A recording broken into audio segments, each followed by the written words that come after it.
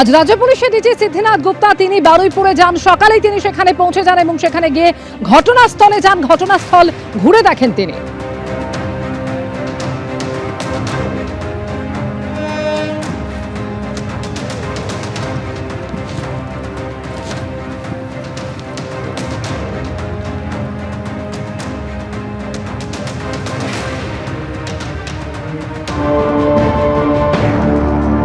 এটা ইনভেস্টিগেশন স্বার্থে কিছু বেশি বলা যাবে না। এখন পর্যন্ত 3 লোক অ্যারেস্ট হয়েছে, ইনভেস্টিগেশন চলছে। আমরা যেরকম যদি কোনো আরও প্রোগ্রেস হবে সেটা আমরা জানাবো।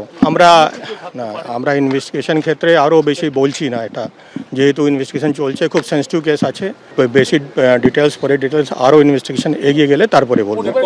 পুলিশের ভূমিকা নিয়ে একটা প্রশ্ন তুলেছে আমরা সব বিষয় নিয়ে, যদি পুলিশের ভূমিকা উপর প্রশ্ন আছে কি দেরিতে রেসপন্স হয়েছে কিংবা কী হয়েছে, পুরো ইনকোয়ারি করে যা ব্যবস্থা আছে যেটা আমরা কমপ্লিট ব্যবস্থা নেব। বারুইপুরে নাবালিকাকে গণধর্ষণ খুন, সেই ঘটনার পরে আজকে বারুইপুরে যান মুখ্যমন্ত্রী শুভেন্দু অধিকারী। নিহত নাবালিকার পরিবারের সঙ্গে তিনি দেখা করেন এবং তাদেরকে আশ্বস্ত করেন যে দোষীরা কঠোর শাস্তি পাবে। একই সঙ্গে আজকে এসপি অফিসে মুখ্যমন্ত্রী দীর্ঘক্ষণ ছিলেন, সেখানে বৈঠক করেছেন উচ্চপদস্থ পুলিশ কর্তাদের সঙ্গে। সেই বৈঠকে তদন্তের অগ্রগতি সম্পর্কে খোঁজ খবর নিয়েছেন তিনি। এখনো পর্যন্ত তদন্তের বিষয়ে ঠিক কি আপডেট পাওয়া যাচ্ছে, পার্থপ্রতিম ঘোষ সরাসরি এই মুহূর্তে রয়েছেন আমাদের সঙ্গে। পার্থর কাছে আসবো, তবে তার আগে শুরুতেই আপনাদের দেখাবো যে পুলিশের ভূমিকা নিয়ে আজকে মুখ্যমন্ত্রী শুভেন্দু অধিকারী তিনি বলেছেন যে 72 ঘন্টা ডিজিপিকে সময় দেওয়া হচ্ছে এবং তারপর রিপোর্ট পেলে সেই অনুযায়ী ব্যবস্থা নেওয়া হবে। যদি 1% শিথিলতা থাকে তাহলে স্ট্রং অ্যাকশন নেব। কি বলেছেন মুখ্যমন্ত্রী, শুরুতেই শোনাবো।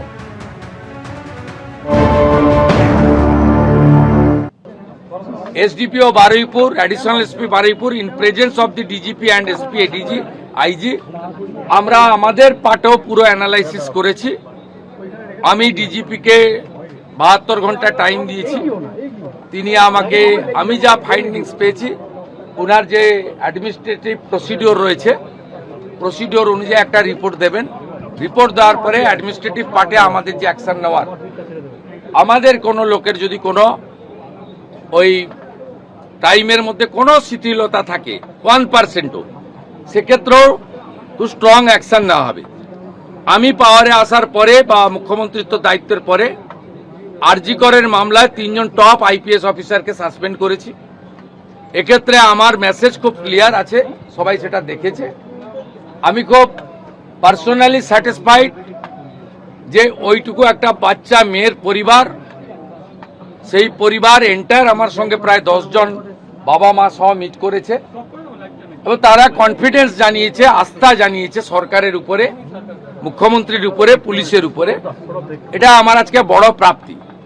এই ঘটনায় ধৃতদের বিরুদ্ধে খুন, ধর্ষণ, অপহরণ সহ একাধিক ধারায় মামলা রুজু হয়েছে। পক্সো আইনে মামলা রুজু হয়েছে তাদের বিরুদ্ধে। ইতিমধ্যেই আপনারা জানেন ঘটনায় 3 জনকে গ্রেফতার করা হয়েছে, যাদের মধ্যে মূল অভিযুক্ত আনন্দ সর্দার রয়েছেন এবং সেই ধৃতদের জেরা করে এখনো পর্যন্ত চাঞ্চল্যকর তথ্য পুলিশের হাতে উঠে এসেছে। কি তথ্য উঠে এসেছে আরো বিস্তারিত জানাবেন পার্থপ্রতিম ঘোষ আমাদের সঙ্গে রয়েছেন। পার্থ,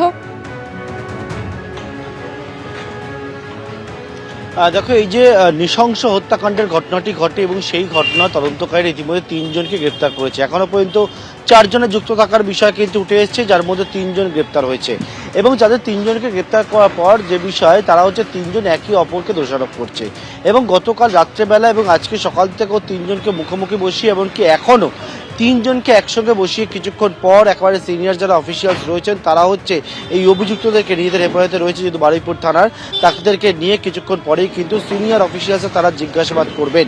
মূলত ঘটনার দিন কি কি ঘটেছিল, শনিবার রাত থেকে, শনিবার সন্ধ্যা থেকে নাবালিকা যখন থেকে নিখোঁজ এবং তারপর থেকে কি কি হয়েছিল, এখনো পর্যন্ত যে চাঞ্চল্যকর তথ্য উঠে আসে সেটা হচ্ছে যে নাবালিকাকে যাতে কোনো রকমভাবে বুঝিয়ে নিয়ে আসা হয় এবং তার জন্য একটা পূর্ব পরিকল্পনা করা হয়েছিল এবং সেই পূর্ব পরিকল্পনা অনুযায়ী এই নাবালিকাকে নিয়ে আসার জন্য দায়িত্ব পেয়েছিল হচ্ছে প্রভাস মণ্ডল। যে প্রভাস মণ্ডল হচ্ছে পরেই তুমি জানো যে জায়গা থেকে পুকুর থেকে দেহ উদ্ধার হয় সে দেখিয়ে দিয়েছিল এবং তারপর তাকে গ্রেপ্তার করা হয়েছিল এবং এই প্রভাস মণ্ডলকে 10,000 টাকা দেবে বলেছিল হচ্ছে আনন্দ এবং সে প্রভাস মণ্ডলকে গ্রেপ্তার করা হয়েছে।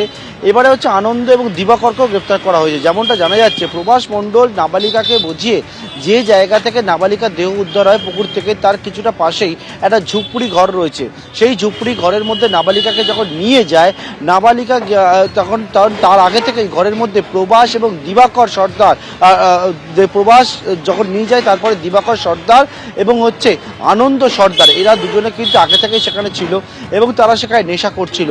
নাবালিকাকে নিয়ে যাওয়ার পর নাবালিকা স্বাভাবিকভাবেই তাকে ভুল বুঝিয়ে সেখানে নিয়ে যাওয়ার পর সে সেখান থেকে বেরিয়ে যেতে চায়, যখন তাকে জোর করে আটকানো হয়, আটকাবার পর তার উপরে পাশবিক নির্যাতন চালানো হয় এবং তার পরবর্তীকালে সে সংজ্ঞা হারায় এবং তারপরে তাকে কিন্তু তার উপর অত্যাচার করা হয়, তাকে ধর্ষণ পর্যন্ত করা হয় এবং তারপর সেখান থেকে কিন্তু নাবালিকা মারা গেছে এই সন্দেহ করে তাকে একটা বস্তার মধ্যে পুরে তারা হচ্ছে এরা ওই যে জায়গায় ঝুপড়িঘর সেখান থেকে বের করে নিয়ে পুকুরের মধ্যে দেহ ফেলে এবং এখনো পর্যন্ত এই বিষয়টা সামনে এসছে। এবং যখন দেহ ফেলছিল তখন যে বস্তার মধ্যে নিয়ে যাচ্ছিল সেই বস্তাটা ছিঁড়ে গেছিলো, তারপর পুকুরের মধ্যে দেহ ফেলে প্রত্যেকে নিজ নিজ বাড়ি চলে যায়। এবারে কার কি ভূমিকা রয়েছে, আরও কারা কারা যুক্ত রয়েছে সেই বিষয়ে বিস্তারিত জানার জন্য তিনজনকে একসঙ্গে বসিয়ে কিছুক্ষণ পর সিনিয়র যারা অফিসিয়ালস রয়েছেন তারা জিজ্ঞাসাবাদ করবে। অমৃতা, ধন্যবাদ পার্থ।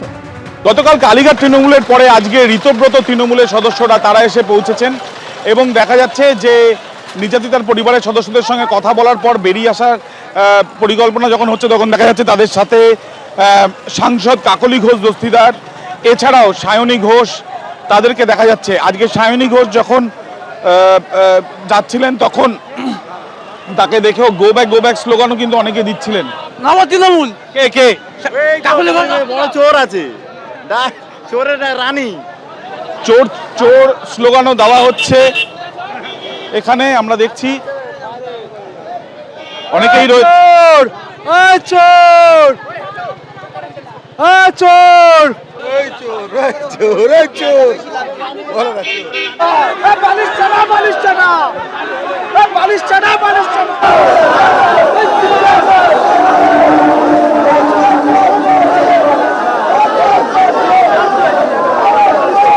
দেখা যাচ্ছে যে ঋতুব্রত ভট্টাচার্য তিনি যখন যাচ্ছেন তখন তাকে দেখে চোর চোর স্লোগান, চন্দ্রিমা ভট্টাচার্য যাচ্ছেন আমি দেখছি, এবং এই যে চোর চোর স্লোগান তোলা হচ্ছে স্থানীয় বাসিন্দাদের তরফ থেকে। একের পর এক যারা ঋতব্রত শিবিরের তৃণমূল কংগ্রেসে যারা এখানে আজকে এসছেন তাদেরকে দেখে স্থানীয় বাসিন্দারা চোর চোর স্লোগান তুললেন। বারুইপুর কাণ্ডে তোলপাড়, নিহত নির্যাতিতা নাবালিকার বাড়িতে যান আজকে ঋতব্রত বন্দ্যোপাধ্যায়, কাকলি ঘোষ দস্তিদার, সায়নী ঘোষরা। আমার প্রতি যদি তাদের কোনো অভিমান থাকে তাহলে তারা 100 বার আমাকে বলতে পারে। যেরকম ভাবে 1 মিনিটের জন্য আটকাবে ঠিক সেরকম ভাবে আধ ঘন্টার জন্য ভেতরে ঢুকিয়ে কথাও বলবে। এটা আমাদের বিষয়, তাই তো? দৃষ্টান্তমূলক শাস্তি, এবং দৃষ্টান্তমূলক শাস্তি কার? যারা এই ঘটনার সঙ্গে জড়িত তাদের, এবং তার থেকে যদি বৃহত্তর কোনো নেক্সাস থাকে। এটা সামনে 4 জন আছে বলে যে 4 জনই আছে সেটা কিন্তু নয়, এটার পেছনে একটা বড় র্যাকেট আছে। পুলিশ আগের সরকারের ক্ষেত্রে যখন কাজ করেছে সেখানে একটা রিলাক্টেন্স ছিল। এখানে যেটা দাবি সেটা হচ্ছে প্রথমত যে দৃষ্টান্তমূলক শাস্তি হবে। যারা যারা জড়িত অলরেডি আপনারা জানেন অ্যারেস্ট হচ্ছে, যারা বাইরে রয়েছে তাদেরকেও ধরতে হবে এবং এটার মূল থেকে উৎখাত করতে হবে এই র্যাকেটটাকে। এটা হচ্ছে প্রথম। দ্বিতীয় হচ্ছে একটা জনরোষ তৈরি হয়েছিল, যেই জনরোষটা এমন পর্যায়ে পৌঁছেছে যেখানে স্বতঃস্ফূর্তভাবে এখানকার মানুষ তারা এগিয়ে এসেছেন, তারা প্রতিবাদ করেছেন। কারণ যেই ছোট্ট বোনটির সাথে এই ঘটনাটা ঘটেছে আমি তার ব্যাপারে যতটুকু শুনেছি সে এখানকার সবার খুব কাছের ছিল। এটা একটা ব্যক্তিগত লস, এটা একটা পরিবারের লস না, এই গোটা এলাকার, এইখানে প্রত্যেকটা মানুষের লস। কাজে এখানে একটা ইমোশন জড়িত, তাই সবাই রাস্তায় নেমেছিল। আমরা নিন্দা জানাচ্ছি, দাবি জানাচ্ছি যে এই যে নির্মম হত্যাকাণ্ড যারা করেছে তাদের আমরা সর্বোচ্চ শাস্তি দাবি করছি। একটা অপরাজিতা বিল ছিল, সেই বিলটা যাতে পাশ হয় এবং যাতে নির্মম এই হত্যাকাণ্ডের দোষীদের সঠিক সাজা হয়। আমরা ধর্ষণকারীর মৃত্যুদণ্ড এবং ফাঁসির দাবি করি এবং আমরা সম্পূর্ণভাবে এই পরিবারের পাশে আছি।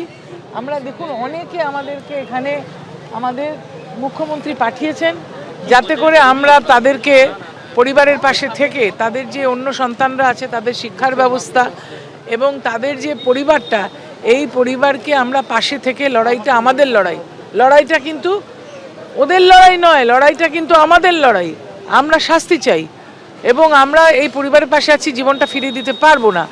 আর কখনো যাতে এইরকম ঘটনা না হয় তার জন্য আমরা সর্বদা যাতে সবাই সজাগ থাকি সমাজে, সেই আমরা আবেদন করব মানুষের কাছে। ওরা বুঝুক, মানুষ যা ঠিক মনে করছে তাই করছে। আমাদের লোকরাও তো গিয়েছিল, তাদের তো চোর চোর বলেনি। এবিপি আনন্দ, এগিয়ে থাকে, এগিয়ে রাখে।